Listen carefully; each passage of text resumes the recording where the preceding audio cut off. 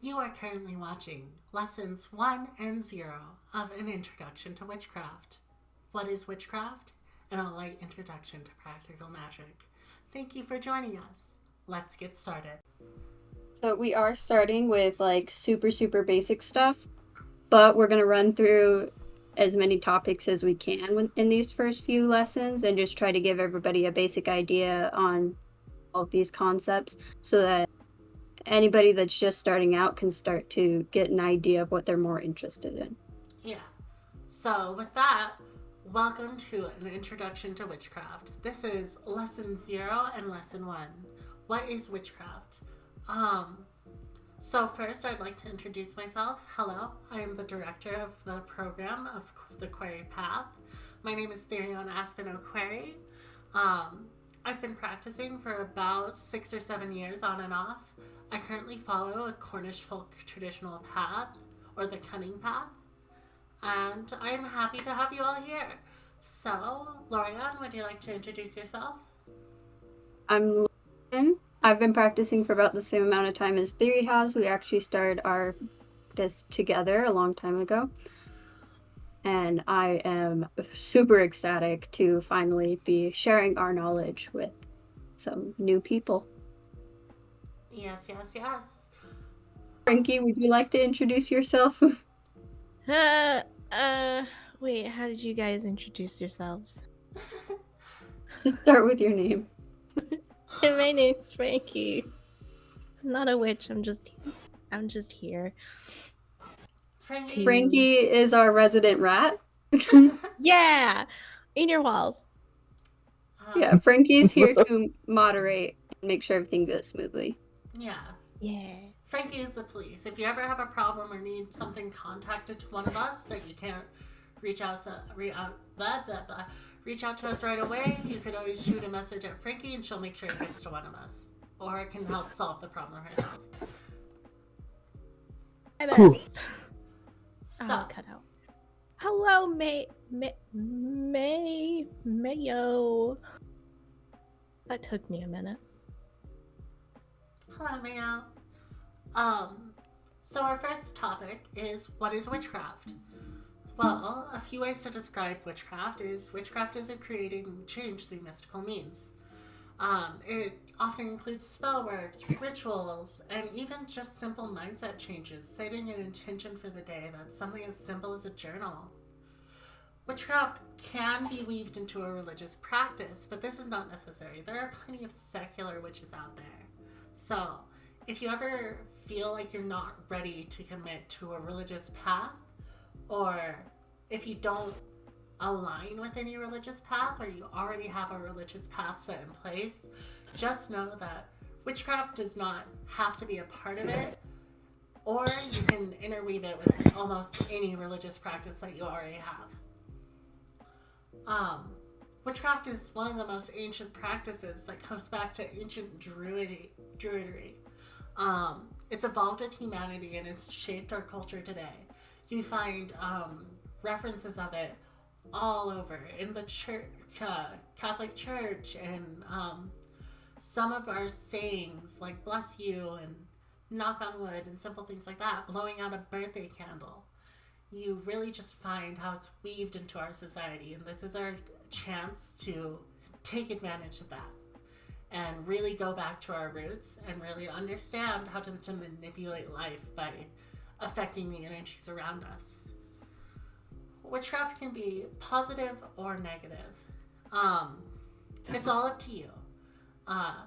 So I personally like to recommend to use witchcraft in a positive way, but a morally gray way, because there is no morality to energy. There is no morality to intentions. The morality is all up to you. So remember that when going forward with your path. Witchcraft can be practiced by anyone. It doesn't matter your religion, gender, or ethnicity. You can be black, blue, or seven.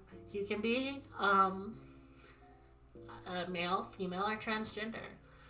The only requirement for being a witch is just taking on the title and doing your due diligence. All right, so what is not witchcraft? Witchcraft does not break the laws of nature and science. You can't change things that are inherently part of the physical world. So things like your eye color, the ability to fly, gravity is a physical part of our physical world. You can't change it through simply manipulating the underlying energies around you. Witchcraft does not bring instant gratification. Things aren't going to change just like that when you're practicing witchcraft. When you do a spell, it's going to take a little while for you to see the results. I'm not going to give you any specific details, but there is a spell that I perform that takes about 3 days to even start to come into effect. And witchcraft is not a replacement for the work. You still have to work at things. If you want $1,000, you can't just do a spell and expect $1,000 to be dropped on your doorstep. You still have to go out and work for that money. It just makes the possibility of you obtaining that money more likely. Witchcraft is not represented accurately in any media, at least not that I've seen. Of course, there's podcasts hosted by witches, and they talk about their real world experience with witchcraft. There's YouTube channels, but in movies and TV shows, the most accurate that I've ever found is a show called The Good Witch. And in The Good Witch, they rarely even mention the concept of magic and witchcraft. Witchcraft is not easy, but is also not impossible. Everyone has the ability to do witchcraft. It takes a little bit of time to really grasp the concept of the energies around you and to really learn how the energies around you are affected by what you do. What does traditional mean in witchcraft? The term traditional or folk witchcraft is often used to describe the more ancient forms of witchcraft, maybe the ones that survived, like the rise of Christianity back in the Crusades days. You'll find that a lot of traditional practices are those like my own path, or that comes from Cornwall, or somewhere that comes from Welsh or Romanian magics. These very deep rooted practices that really reflect a culture and reflect a lifestyle. And you'll find that they often have a bit of a stronger kick because they have those years of study behind them and that informant to the natural world. But they are by no means any superior to modernized witchcraft, be that Wicca, eclectic witches, or any type of modern witch. It's important to keep in mind also that a lot of folk and traditional paths are closed paths for this reason. You'll find that a lot of these paths come from disadvantaged communities, like the people of color. Romanians are a good example. Romanians kind of created the practice of palm reading. And while palm reading isn't technically a closed practice today, it is very difficult to find information on it and is very frowned upon to make money off of palm reading if it wasn't something that was passed down to you by your older family members. Yes.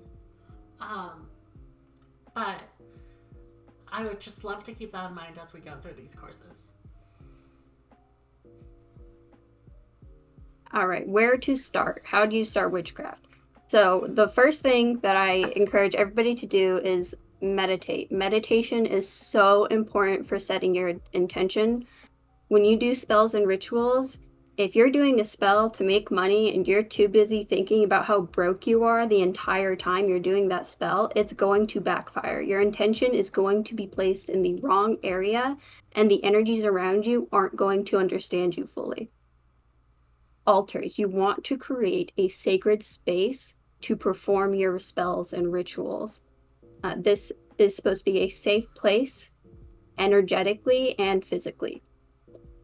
Altars are also a place to keep tools for the craft. We'll talk more about tools a little bit later on.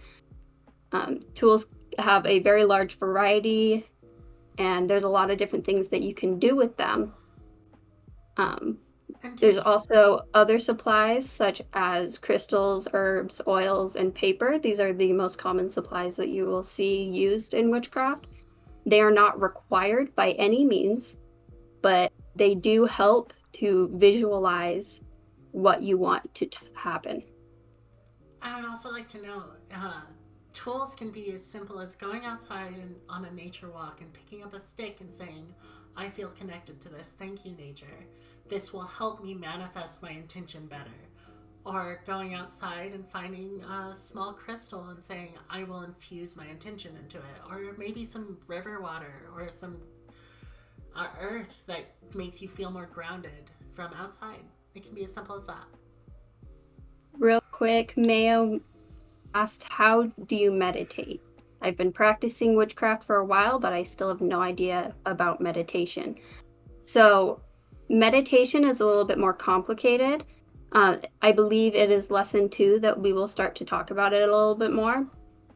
But if you want For now, try to find some guided meditations to help you out until we start to go further into depth about it, okay?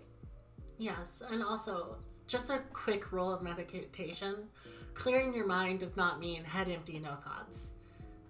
Clearing your mind is just allowing thoughts to pass through. Don't let them get stuck.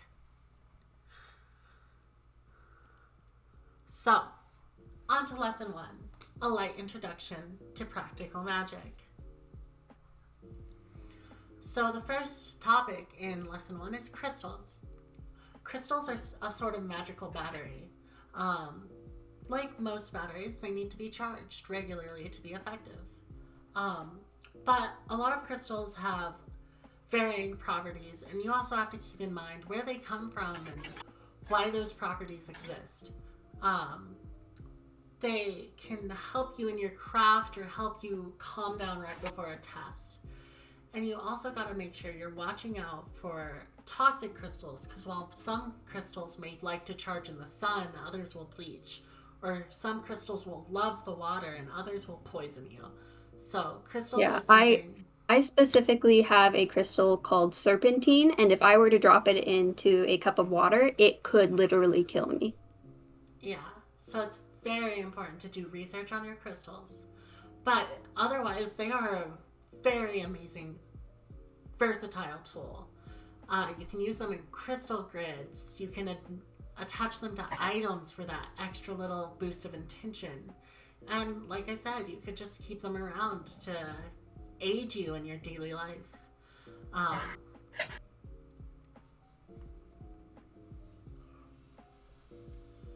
right, candles.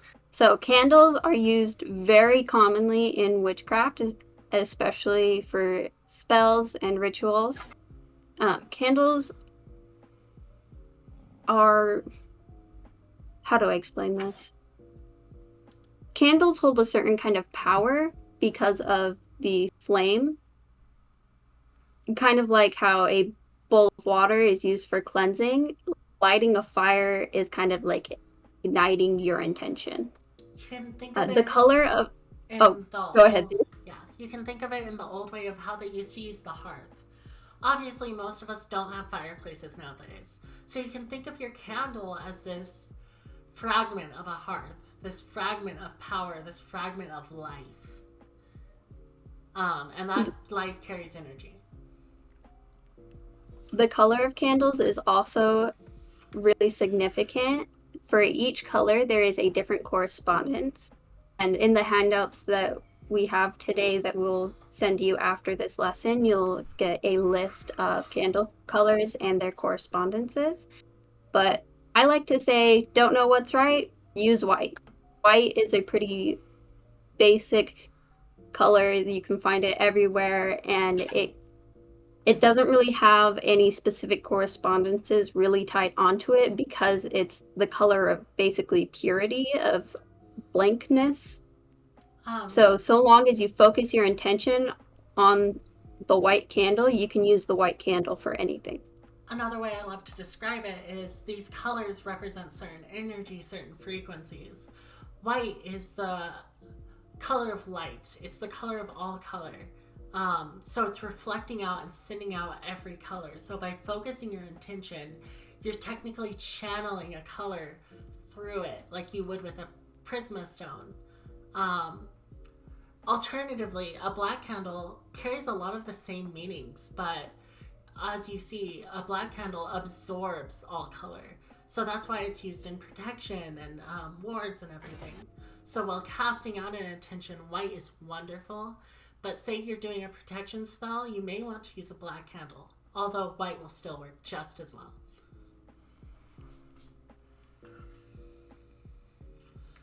Herbs, one of my favorite topics.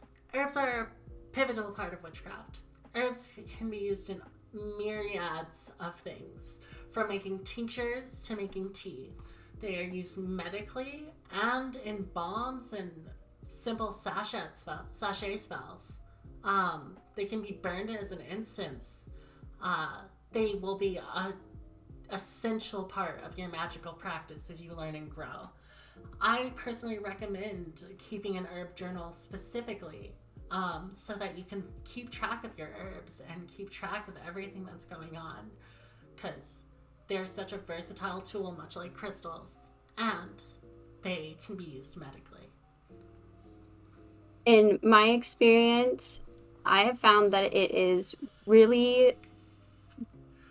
creates quite a boost to your magic if you try to use herbs and other plants that grow naturally in your area. So like where I live, a lot of yucca plants grow, and I use yucca in my craft quite often, and I feel like it gives it quite a kick.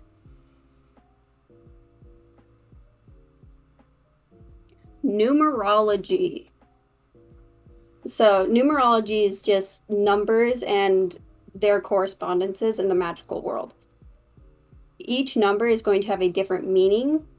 The basic numerology is just 0 through 9.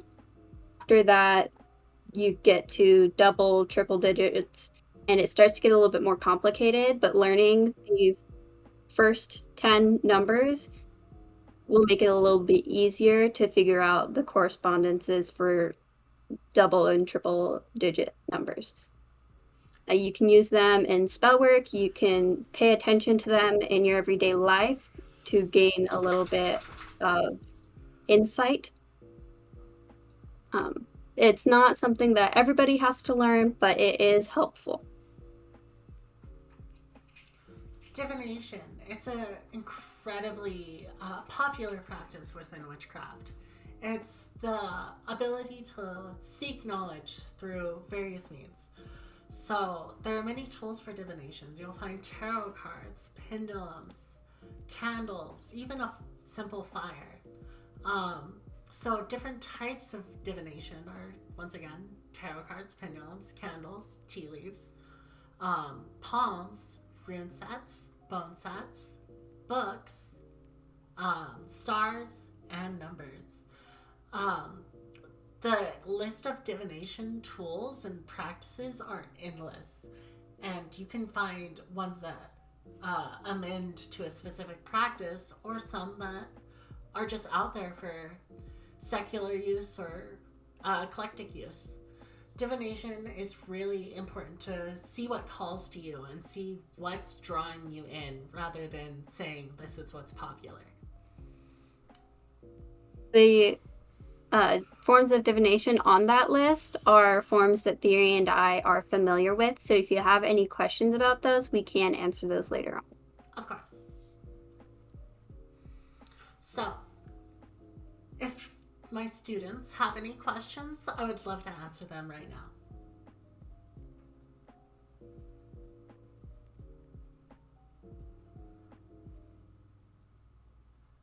All right, I think everybody's good. Awesome. Yay! So, what will we be covering next time, Lorian? Next time, we'll talk more in depth about meditation, altars, tools. We will also cover the elements, a little bit of astrology, and chakras. Okay, and for the handouts for today's lesson, we will be putting them in the Discord server under the beginner witches classroom text chat. So make sure to look there to find your free not BOS, grimoire pages and reference sheets. We will also be assigning homework there. Lorianne, if you'd like to cover the homework for today's class. All right, so today we want you guys to give us a short paragraph in your words. How do you view witchcraft? Awesome. Thank you for attending, and I can't wait to see you next class. Real quick, may I ask another question? Do you guys have any guided meditation recommendations? There's a ton of them on YouTube. For me personally, I haven't gone through a lot of guided meditation unless I go through for more complicated things like chakra balancing. Don't get into those right away. Kind of have you focus on your own body and what you're feeling in your own body. Theory, do you have any specific? I do. So there's a guided meditation that helps you create a safe place within your mind. And I use it a lot for shadow work, which we will be covering in a future lesson. But it's a very simple meditation that just helps you feel safe within your own mind and helps you filter out these thoughts. I can dig it up and put it into the Discord's classroom chat for you.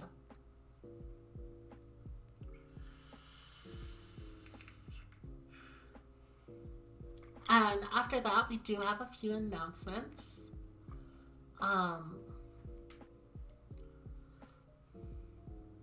Just a moment.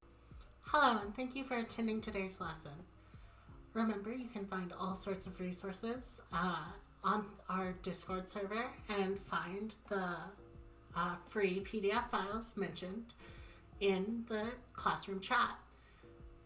If you wish to support us, feel free to go to our shop and buy a thing or two. If you are underage and wish to attend our live classes, visit our underage support. For anything else, feel free to contact us at either the email through the